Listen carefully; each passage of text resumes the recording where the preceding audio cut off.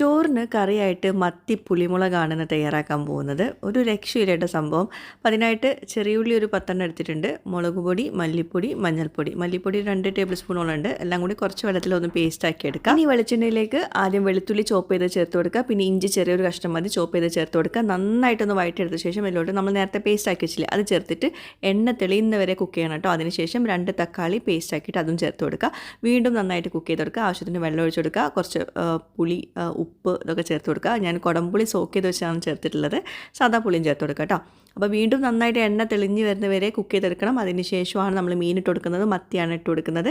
അതൊന്ന് തിളച്ച് വരുന്ന സമയത്ത് നമുക്ക് ഇതിലോട്ട് വറവിട്ട് കൊടുക്കുക. വറവിട്ട് കൊടുക്കുന്നതിലിട്ട് നമുക്ക് ചെറിയ ഉള്ളി, ഉലുവ, കുറച്ച് മുളക് പൊടി ചേർത്തിട്ടുണ്ട് കളറിനായിട്ട്, പിന്നെ കുറച്ച് കറിവേപ്പിലും കൂടി ചേർത്തിട്ട് മൂപ്പിച്ചെടുത്തിട്ട് ഇതിൻ്റെ മുകളിൽ ഒഴിച്ചു കൊടുക്കുക. അപ്പോൾ ഒരു രക്ഷയില്ല. ഇതാണ് നമ്മുടെ മത്തി പുളിമുളക്. ചോറിൻ്റെ കൂടെ കിടിലൻ കോമ്പിനേഷനാണ്. എല്ലാവരും ട്രൈ ചെയ്യുക, ഫീഡ്ബാക്ക്സ് അറിയിക്കുക. താങ്ക്